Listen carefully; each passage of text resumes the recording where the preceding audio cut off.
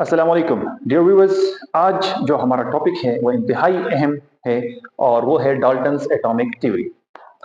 Dalton's atomic theory एक English school teacher था जिसका नाम था जॉन डाल्टन। उसने 1808 में इस थ्योरी पेश किया। मुख्तलिफ तजर्बात करने के बाद उसने एटम के बारे में एक थ्योरी पेश की जिसको हम डाल्टन्स एटॉमिक थ्योरी कहते हैं। ये एक अहम थ्योरी थी जो बाद में कई डिस्कवरीज का बायस बना। सबसे पहला जो पॉइंट पेश किया कि मैटर कंपोजिशन, मैटर की जो तरतीब है, इसने ये कहा कि जो मैटर है वो इंतहाई छोटे छोटे जर्रात से मिलकर बना है और इस जर्रात को उसने एटम का नाम दिया। पहला पॉइंट मैटर कंपोजिशन। दूसरा है नेचर ऑफ एटम्स, कि इसने ये कहा कि जो एटम्स है ये एक इनडिविजिबल पार्टिकल है, ये नाकाबिल तकसीम जर्रा है। यानी ये एटम इतना छोटा होता है कि हमें माइक्रोस्कोप से देखना पड़ता है और ये इतना छोटा होता है कि आप मजीद किसी भी तरीके से इसको आप छोटा नहीं कर सकते। तो दूसरा इसका पॉइंट ये था कि एटम उसकी उसकी नेचर कैसी है, उसकी नेचर है इनडिविजिबल, कि वो नाकाबिल तकसीम है। तीसरा इसका जो पॉइंट था वो है कंजर्वेशन ऑफ एटम्स, कि एटम जो है इसको न तो पैदा किया जा सकता है और न ही खत्म किया जा सकता है।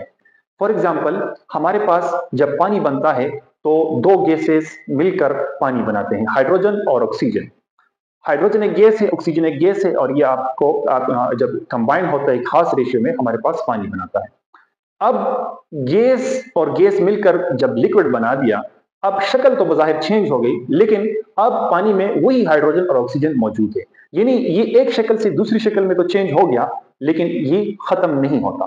तो एटम्स न तो पैदा किया जा सकता है और न इसको खत्म किया जा सकता है। ये हो सकता है कि एक शक्ल से आप इसको दूसरी शक्ल में आप तब्दील कर सकते हैं, लेकिन दूसरी शक्ल में आप तब्दील करने से वो एटम खत्म या पैदा नहीं हो सकते।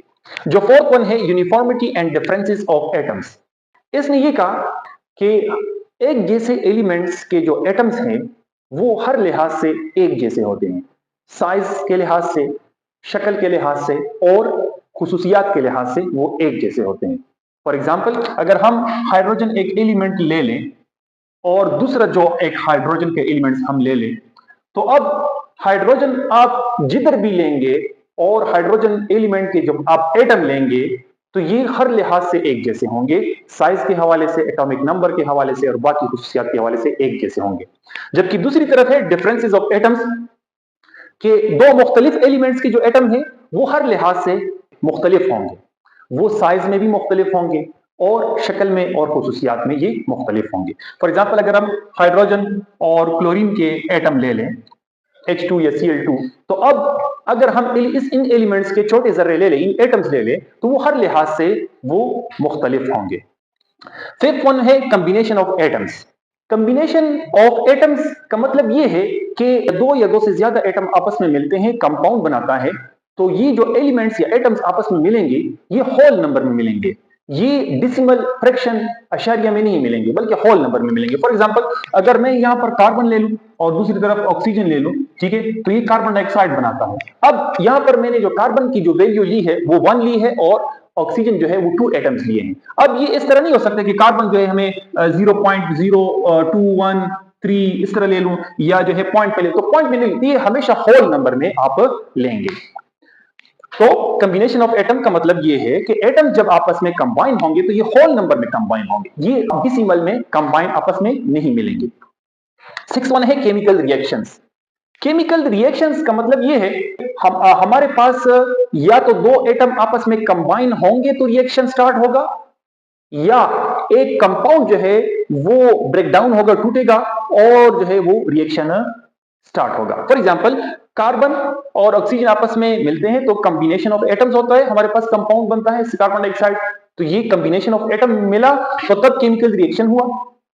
और इसी तरह सेपरेशन ऑफ जो है एटम्स से भी केमिकल रिएक्शन स्टार्ट हो सकता है। फॉर एग्जांपल, सोडियम क्लोराइड है, ठीक है, आप इसको जो है सोडियम और प्लस क्लोरीन में आप जब इसको चेंज करते हैं तो अब यहां पर जो सेपरेशन ऑफ एटम हुआ, सोडियम क्लोराइड एक मॉलिक्यूल था और इसमें सोडियम को अलग करके क्लोरीन को अलग किया तो रिएक्शन हुआ और रिएक्शन के नतीजे में सोडियम और क्लोरीन बना।